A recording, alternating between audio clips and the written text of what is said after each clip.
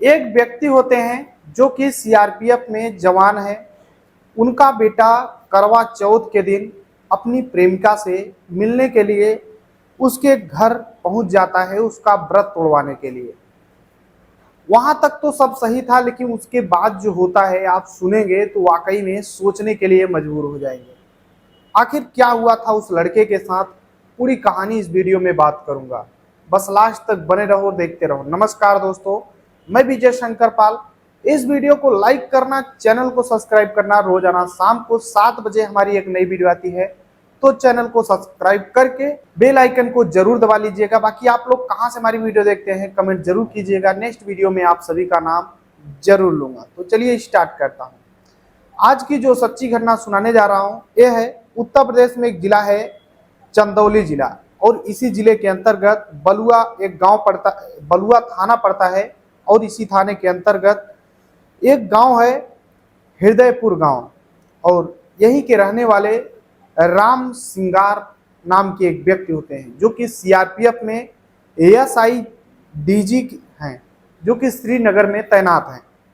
इनकी पत्नी पुष्पा, 2 बेटे हैं। बड़ा बेटा जिसका नाम नीरज है, जिसकी उम्र 20 साल हो चुकी है। नीरज जो कि ग्रेजुएशन की पढ़ाई करता है और साथ में घर का भी देखभाल करता है, घर के जो काम होते हैं उनको देखता है, और पढ़ाई भी करता है, साथ में सरकारी नौकरी की तैयारी भी करता है। जो छोटा बेटा है जिसका नाम धीरज, जिसकी उम्र 17 साल है, जो कि 12वीं में पढ़ता है।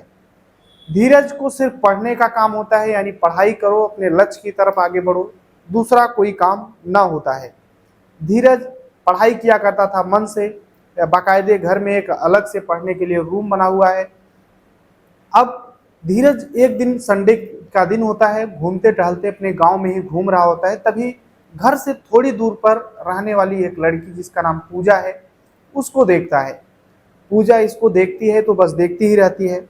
अब दोनों एक दूसरे को देखते ही देखते मुस्कुराते, बातें करते, इधर उधर की गपशप बातें करते थे। लेकिन धीरज जो है पुष्पा को मन ही मन चाहने लगा था। एक दिन हिम्मत जुटाता है धीरज और पुष्पा से बोलता है कि तुम्हारा नंबर चाहिए था, तुमसे बात करना है। पूजा नाम है उस लड़की का। पूजा बोलती है कि देखो मेरे पास तो मोबाइल है नहीं, मेरी मम्मी की मोबाइल है, नंबर लिख लो, लेकिन बस एक बार मिस कॉल मार देना, मैं खुद लगाऊंगी, तुम अपने से मत लगाना, वरना मम्मी जान जाएगी तो फिर दिक्कत हो जाएगा। आखिरकार पूजा अपना नंबर धीरज को दे देती है। अब धीरज जैसे ही घर जाता है उससे रहा नहीं जाता है और फिर मिस कॉल मार देता है। आखिरकार पूजा जब घर पे देखती है कि मिस कॉल आया हुआ था तो समझ जाती है कि धीरज का ही फोन है। अब जब अकेले में होती है अपनी माँ की मोबाइल लेकर के, तो धीरज के पास फोन लगाती है। अब दोनों एक दूसरे की दिल की बातें कहने के लिए तैयार हो चुके थे। धीरज पूजा से बोलता है कि पूजा, मैं तुमसे बहुत ज़्यादा प्यार करता हूँ, जब से तुम्हें देखता हूँ ना बस देखता ही रहता हूँ, मुझसे कुछ होता ही नहीं है। अब पूजा बोलती है कि मैं भी तुमसे बहुत पहले से प्यार करती थी, लेकिन मैं तुमसे कह नहीं पाती थी। अब दोनों एक दूसरे को इजहार करते हैं और फिर बातें आगे बढ़ती हैं। अब फिर उस दिन तो पूजा फ़ोन रख देती है, लेकिन पूजा बोलती है कि जब मैं मिस कॉल मारूंगी तभी फ़ोन करना। दूसरे दिन फिर से पूजा मिस कॉल मारती है और धीरज बस इंतजार में बैठा था कि किसी तरीके से पूजा का फ़ोन आ जाए।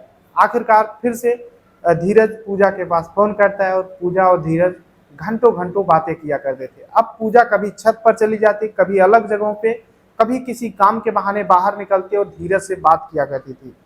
समय बीतता रहता है। अब जो पूजा है वो अभी कक्षा 9वीं में पढ़ाई कर रही होती है। देखने में बेहद खूबसूरत लड़की है। अब एक दिन की बात होती है, धीरज पूजा से बोलता है कि पूजा, मैं तुमसे मिलना चाहता हूँ। पूजा भी तैयार हो जाती है। आखिरकार पूजा उसे मिलने के लिए एक स्थान बताती है कि जो कि सुनसान इलाका होता है। अब वहाँ पर पूजा पहले से जाकर बैठी हुई, धीरज भी इधर समय निकालता है रात में लगभग 11 बजे, और फिर पूजा से जा मिलता है। पहली बार पूजा और धीरज में संबंध बनते हैं। अब पूजा जिसकी उम्र महज 14 से 15 साल, धीरज जो कि अभी लगभग 17 साल है, दोनों में जब संबंध बनता है पहली बार तो अब छूटने का नाम नहीं लेता है। आए दिन चाहे 1-2 दिन 3 दिन का अंतर हो, और ये लोग अलग अलग जगहों पे गांव में सुनसान इलाके में मिला करते थे। समय धीरे धीरे बीतता रहता है। तभी एक दिन धीरज जो है पूजा से बोल बैठता है कि पूजा, तुम्हारे बिना मैं तो रह ही नहीं पाऊंगा ऐसा लगता है। पूजा भी धीरज से बोल देती है कि मैं भी तुम्हारे बिना नहीं रह पाऊंगी। तब पूजा धीरज से बोलती है कि मैं तुम्हें अपने मन ही मन पति बना रखी हूँ, अब तुम्हारे साथ ही पूरी जिंदगी जीना है। धीरज भी बोल देता है कि पूजा, अब जब तक मुझे इस दुनिया में रहना है बस तुम्हारे साथ ही रहना है, अगर मैं इस दुनिया से जाऊंगा ना तो तुम्हारा ही सांस मेरे अंदर होगा। यानी इस कदर ये लोग प्यार का इजहार करते हैं।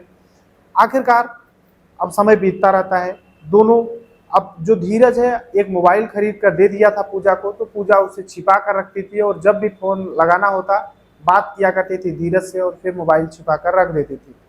समय बीतता रहता है, इधर 2024 आ जाता है।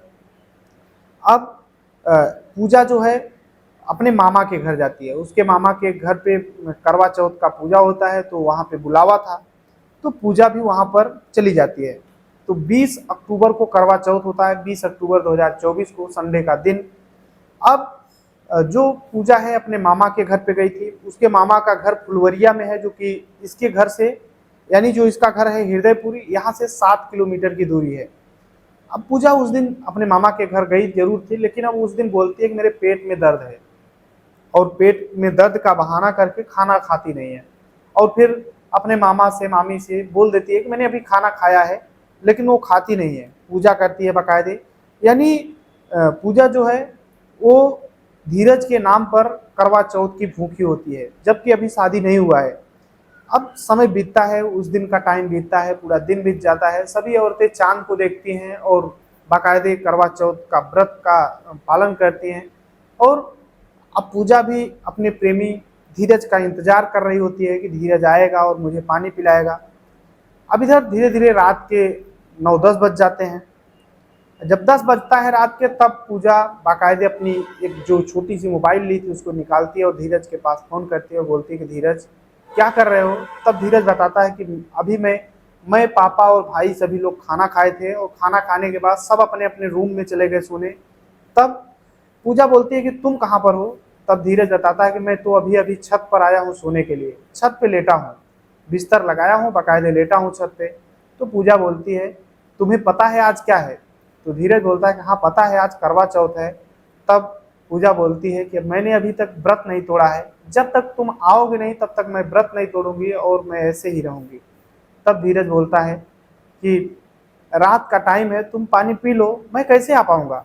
तब पूजा बोलती है कि देखो अगर नहीं आओगे तो फिर मैं ऐसे ही रहूंगी, मैं पानी बिल्कुल भी नहीं पीऊंगी, बिना तुम्हारे आए मैं पानी नहीं पी सकती हूँ। तब धीरज बोलता है कि रुको मैं कुछ उपाय करता हूँ। धीरज बाकायदे छत की सीढ़ियों से धीरे धीरे दबे पाँव उतरता है ताकि घर वाले देख न पाए और अपनी साइकिल उठाता है। साइकिल उठाने के बाद बाकायदे निकलता है वहाँ से और साइकिल लेकर के हृदयपुर गांव से फुलवरिया में पहुँचता है, यानी जो पूजा है उसके मामा के घर पे पहुँचता है और बाकायदे साइकिल को एक खेत में छिपाने के बाद और वहाँ से निकलता है और धीरज जो है पूजा के मामा के दरवाजे पर पहुँच जाता है और बाकायदे अंदर घुसता है दबे पाँव ताकि कोई देख न पाए।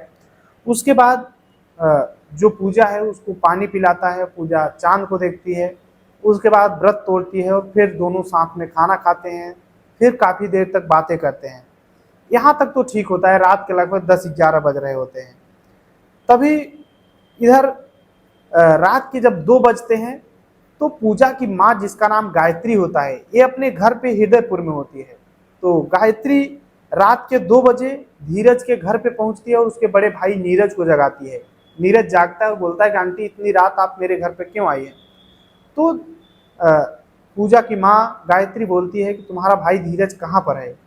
रात के 2 बज रहे होते हैं। अब उस दिन तो मतलब 21 तारीख हो चुका था, सोमवार, यानी रात के 2 बज गए थे। अब धीरज बोलता है कि वो तो छत पे सोया हुआ है मेरा भाई धीरज। तब गायत्री बोलती है कि जाओ देखो छत पर क्या सच में सोया है। अब नीरज फौरन रात में 2 बजे उठा था और छत पे जाता है, देखता है कि धीरज छत पे है ही नहीं। तो बोलता है कि आखिर हुआ क्या आंटी, वो तो छत पर नहीं है।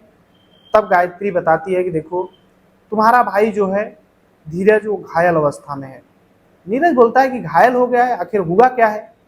तब गायत्री बोलती है कि देखो इस समय बताने का टाइम नहीं है, बस तुम जितना जल्दी हो सके तुम और तुम्हारे पापा तैयार हो जाओ और मेरे मायके में चलो फुलवरिया। अब फौरन उस समय राम सिंगार जो कि सीआरपीएफ में जवान होते हैं, घर पे आए हुए थे छुट्टी में। फौरन एक मतलब बाइक होती है, उस पे गायत्री बैठती है, राम सिंगार बैठते हैं और नीरज फौरन फुलवरिया पहुंचते हैं पूजा के मामा के घर। और जब वहां पर पहुंचते हैं तो देखते हैं पुलिस वाले खड़े हैं और गांव के न जाने कितने लोग वहां पर, सैकड़ों की संख्या में लोग इकट्ठा हैं और कुछ लोग वहां पे शोरगुल कर रहे हैं। तब इधर नीरज जो है और राम सिंगार, इन्हें समझ में नहीं आ रहा था कि आखिर हुआ क्या है। जब वहां पर पहुंचते हैं तो देखते हैं कि धीरज घायल अवस्था में, उसे काफी चोट लगी हुई है और जो धीरज है उसका थोड़ा थोड़ा सांस चल रहा है। उसे फौरन अस्पताल ले जाया जाता है, तो अस्पताल वाले उसे रेफर कर देते हैं जिला अस्पताल के लिए। लेकिन जब जिला अस्पताल में ले जाते हैं, वहाँ पे डॉक्टर जो होते हैं वो देखते हैं और बोलते हैं कि ये तो लड़का जो है धीरज इस दुनिया को छोड़कर जा चुका है। अब मामला सीरियस हो चुका था। अब एसपी आदित्य लांगले होते हैं जो कि मैटर को सीरियस ले लेते हैं। पुलिस वाले, थाना अध्यक्ष सभी होते हैं, जो बलुआ थाना की पुलिस है। अब एक व्यक्ति रात में इस दुनिया को छोड़कर गया था, यानी उसे मारा पीटा गया था, तो आखिर हुआ क्या था, पूरा मैटर तेजी से वायरल होने लगता है। धीरज की जो बॉडी है उसे पोस्टमार्टम के लिए भेज दिया जाता है। जो पूजा के मामा है गोविंद राम और नाना, उन्हें गिरफ्तार कर लिया जाता है और फौरन पूछताछ स्टार्ट हो जाती है कि आखिर हुआ क्या है। तब गोविंद राम एक बात बताते हैं। गोविंद राम बताते हैं कि रात का टाइम होता है, लगभग 12 बज रहे होते हैं। हमें ऐसा, हम लोग सभी सो गए थे, लेकिन हमें ऐसा लग रहा था कि कुछ लोग की आवाज़ सुनाई दे रही है, एक लड़की और लड़के की बोलने की। तब ये धीरे से जब निकलते हैं और छत की ओर जब बढ़ते हैं तो दो लोग छिपने का प्रयास कर रहे थे। तब ये देखते हैं कि इनकी भांजी जो पूजा है और उसका प्रेमी जो कि धीरज है, दोनों संबंध बना रहे होते हैं बिना कपड़ों के। तब इन्हें गुस्सा आ जाता है और फौरन धीरज को पकड़ लेते हैं और उसी समय पूजा के मामा और नाना दोनों लोग मिलते हैं और एक दो लोग और आते हैं और उसे डंडों से पिटाई करते हैं और धीरज घायल हो जाता है। और जब देखते हैं कि ये इस दुनिया को छोड़कर जाने वाला है तो फौरन पूजा के माँ गायत्री के पास फोन करते हैं और बोलते हैं कि उसके घर पे बता दो कि मैंने उसे इस दुनिया से हटा दिया, उसने इस तरीके की हरकत की है। अब जब ये मामला होता है तो पुलिस फौरन गोविंद राम यानी पूजा के मामा और नाना को गिरफ्तार कर लेती है। अब इधर जो धीरज के पिताजी हैं, जिसका नाम राम सिंह है, जो सीआरपीएफ में जवान है, वो बोलते हैं कि मेरे बेटे को बुलाया गया है, क्या हुआ मुझे नहीं पता कि क्यों गया मेरा बेटा, लेकिन मेरे बेटे को न्याय चाहिए। जिसने भी उसे इस दुनिया से हटाया है उसे कड़ी से कड़ी उसके खिलाफ सजा कार्रवाई होनी चाहिए, उसे सजा मिलनी चाहिए। आखिरकार मेरा बेटा गया था, गलती किया था, मैंने मान रहा हूँ, लेकिन उसे इस दुनिया से हटाने का अधिकार किसी को नहीं था। उसे बांध लेते और कुछ करते, पुलिस को बुलाते, लेकिन इस दुनिया से क्यों हटाए। अब इस तरीके से आखिरकार धीरज कुछ क्षणिक प्यार के चक्कर में इस दुनिया को छोड़कर चला गया।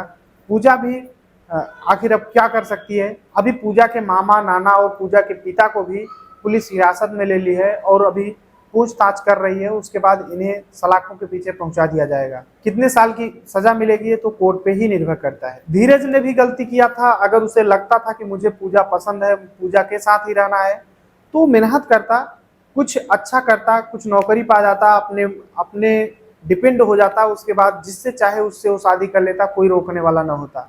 लेकिन वो पहले ही कुछ ऐसे कदम उठाने लगा जो कि वाकई में गलत थे। आखिर आप अपनी राय जरूर देना। ये पूरी कहानी सुनाने का उद्देश्य किसी को परेशान करना है, दुख पहुंचाने, बल्कि आप सभी को जागरूक करना है। जहां भी रहें अपना और अपनों का ख्याल रखें, सुरक्षित रहें। चलते हैं कमेंट की ओर। तो दिलीप पांडे अयोध्या से, साबिर अली बीकानेर राजस्थान से, अमजद त्यागी जो कि बसौदा बागपत से रहने वाले हैं, रामलाल मेघवाल जो कि अरटा बाड़मेर राजस्थान से रहने वाले हैं, और भाई यहाँ पे साबिर अली बीकानेर राजस्थान से, रासला जी हैं जो कि नेपाल से हैं, कुवैत में रहते हैं, हमारी वीडियो देखते हैं, प्रदीप कुमार लखनऊ उत्तर प्रदेश से, राजकुमार पाल मुंबई से, बाकी जय प्रकाश सिंह है जो कि हमीरपुर उत्तर प्रदेश से। सभी को तहे दिल से शुक्रिया। मिलते हैं वीडियो में, तब तक के लिए जय हिंद, वंदे मातरम।